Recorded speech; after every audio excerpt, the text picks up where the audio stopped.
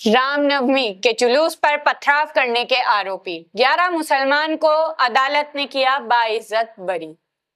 मैं सहर खान और आप देख रहे हैं गोल्डन टाइम्स न्यूज। आज हम एक ऐसे फैसले की बात करेंगे जो सिर्फ 11 लोगों की बेगुनाही का मामला नहीं है, बल्कि हमारे संविधान, हमारे कानून और पूरे निजाम के सामने एक बहुत बड़ा सवाल भी खड़ा करता है।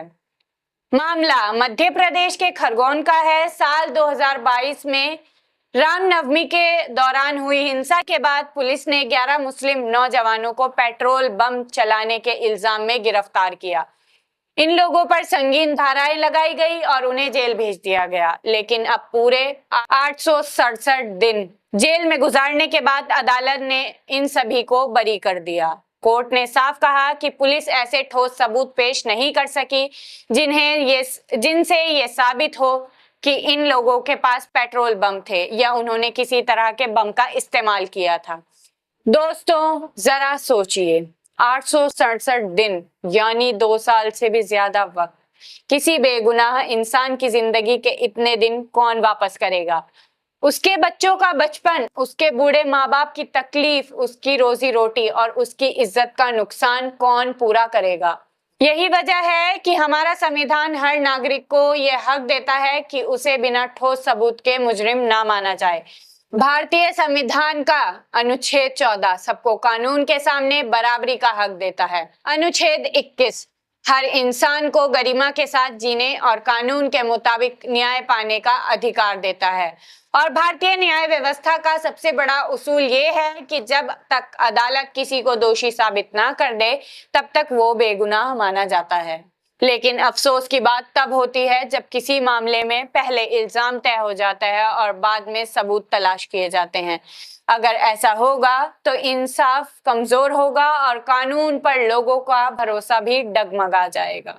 इस मामले के बाद एक और सवाल उठता है। उस वक्त हिंसा के बाद कई मकानों और दुकानों पर बिल्डोजर चलाने की बात सामने आई थी। अगर बाद में अदालत ये कहे कि जिन लोगों पर गंभीर आरोप लगाए गए थे उनके खिलाफ पर्याप्त सबूत ही नहीं थे, तो ये सोचना जरूरी हो जाता है कि किसी भी कार्यवाही से पहले कानून की पूरी प्रक्रिया का पालन करना अहम है।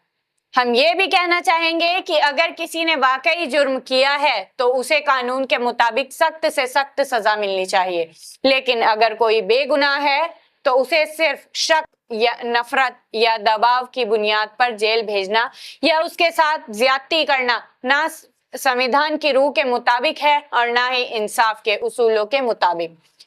हम शासन और प्रशासन में बैठे तमाम अधिकारियों से अदब के साथ यही गुजारिश करेंगे कि उनकी पहली वफादारी किसी जाति, मजहब या सियासी सोच से नहीं, बल्कि हमारे भारतीय संविधान और कानून से होनी चाहिए। वर्दी की ताकत का मकसद इंसाफ देना है। किसी अधिकारी से गलती होती है तो उसकी जवाबदेही भी तय होनी चाहिए ताकि भविष्य में किसी और बेगुनाह को ऐसी तकलीफ ना उठानी पड़े। आखिर में बस इतना ही कहेंगे कि नफरत किसी इंसान की जगह नहीं ले सकती। अदालतें सबूतों पर चलती है, भावनाओं पर नहीं। यही हमारे लोकतंत्र की सबसे बड़ी ताकत है।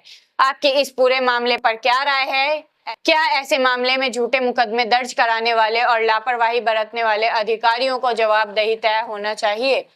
अपनी राय हमें कमेंट बॉक्स में जरूर लिखिए। अगर आपको हमारी ये रिपोर्ट पसंद आई तो वीडियो को लाइक कीजिए, शेयर करें और गोल्डन टाइम्स न्यूज को सब्सक्राइब करना ना भूलें।